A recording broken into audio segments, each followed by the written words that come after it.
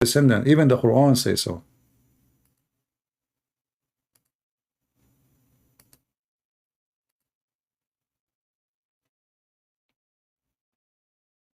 Yeah, this is Yemen. And drugs is their food. They have something called al-qat. They keep it in their mouth all the time. Anyone, you see, this is a business. Anyone want to claim an honor, he claimed to be from Muhammad, but all of us, we knew that Muhammad is a scumbag. This is why you will not find one Arab Christian claiming to be descendant from Muhammad, because this is not an honor. Muhammad is a very bad person.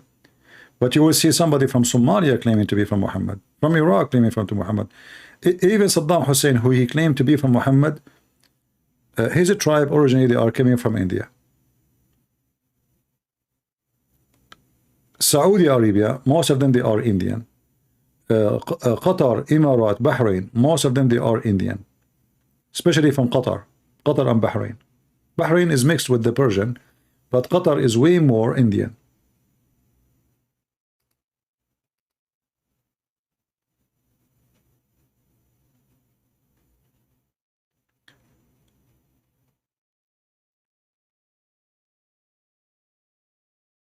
Yeah. No, I'm not joking. You know, if you look at the map, if you think India is far, India is very close to Saudi Arabia. I mentioned that many times.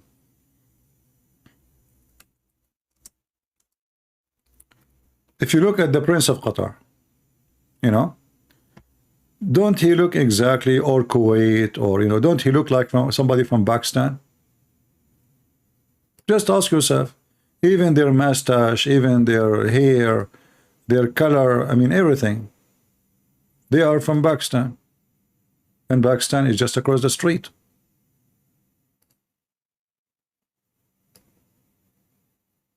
This is how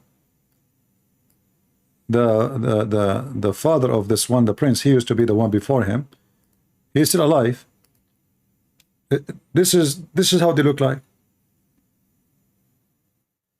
Isn't it? This is a person, is an Indian. Just ask yourself how this is an what when they say Arab, what does that mean? Is this person an Indian or what?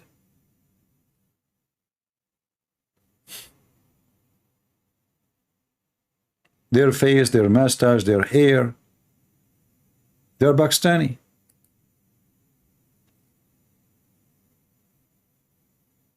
This is his son. The same.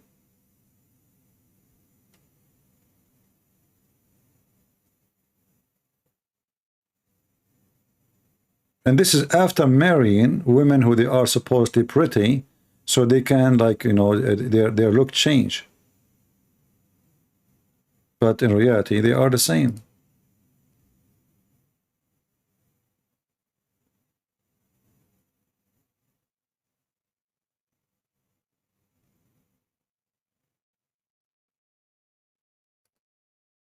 Just take off the Arabian clothes and you will see that they are totally Indian, you know.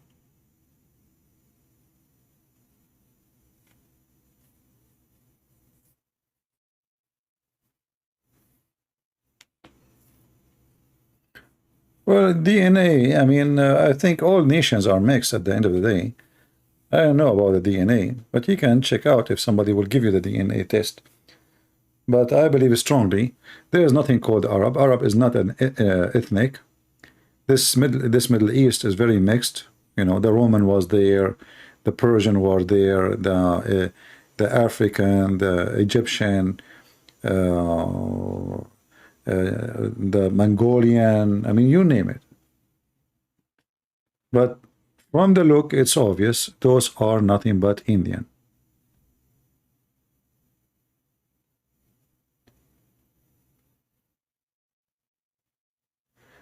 Arab, first of all, as I said, Arab is not an ethnic group. So when somebody says to you, Arab are dark skinned, this is not true, because even those are not dark skinned. Even those are not dark skinned. Let us say you might find somebody from the Middle East, he is blonde, depends where he's coming from. So as an example, if you go to Syria, Lebanon, Even in Egypt, there is blonde. Why? Because remember, the Roman was there, and Syrian, they are white people. Syrian Aramaic people, they are white. They are blonde. The Arab, they are darker skin, but they are not dark skin. They are white still. But they are darker skin, but not dark.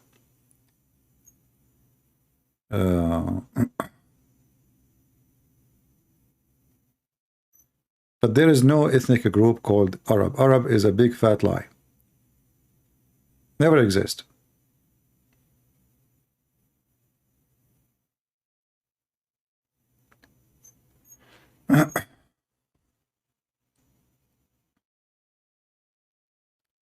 Like, as an example, they say to you Yemen, right? They say to you Yemen is Arab, right?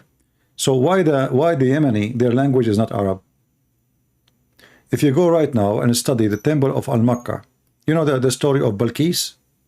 Balkis, the queen, which mentioned in the Quran, mentioned her story in the Quran, and mentioned in the Old Testament.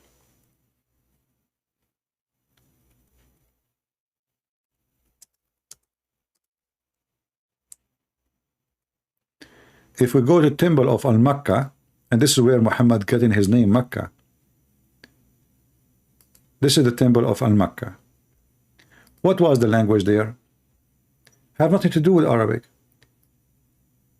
Absolutely nothing with Arabic, because those people are not Arab. So they say they lie. They say the Yemeni are Arab. The Yemeni are Arab. Yemen never was and have nothing to do with anything have to do with Arab.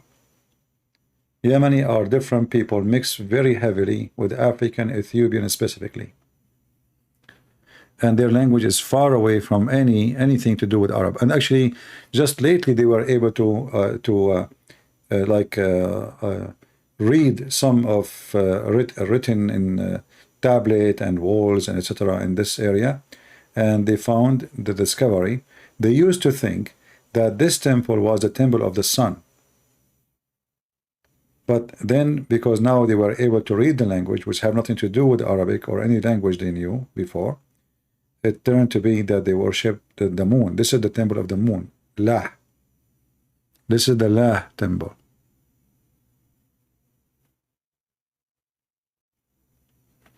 And the name actually of Mecca is coming from here. This is the temple of Al-Makkah. In Arabic or in the Middle East or Aramaic, there is sometimes the same letter like Ka can come as Qa. So Mecca can come as Makkah. As an example, when we say Yeshua, Yeshua in Arabic mean Yeshua. But why it is Yeshua? Because in Aramaic there is two languages, and same as Hebrew, there's old and new. So there's, you can say Yeshua, which means the letter S can be seen as S, or the letter S can be seen as Shin. So Yeshua can become Yeshua. Same for like the word Shams. Shams in some area they say Shams, they don't say Shams. So the letter Sin switched to be Sin. Instead of Shams we say Shams. Shams means sun. So Makkah is the same as Makkah. And this is where the name of Makkah is coming from. They build, this is why if you go to the Kaaba, there is a corner, it's called the Yemeni corner. Why? Because they have stones from this temple. They place it in the wall of the Kaaba. So people who used to come here to do Hajj, they do not need to go there all the way to Yemen. They go right away to Al-Makkah, which is a counterfeit city for Al-Makkah temple.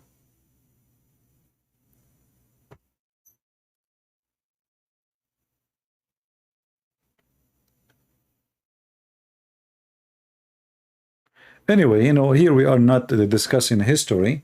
History is a very complicated topic, and always it is driven by agenda and propaganda.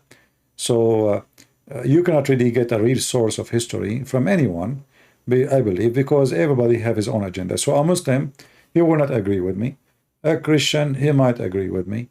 An atheist, he might oppose me, might agree. Everybody, so when they write history, I believe, everybody write history according to his propaganda and his belief. It's very unique to find, let us say, a historian. He don't really care which side he take. He care for what he found. And that is the one maybe we can take him more legitimate. If he is decent, he don't care if he is being Christian or a Jew or a Hindu or a Buddha. He care. This is what I found and this is what I write. But how you can guarantee that this is the stage of this man? You need to know him personally.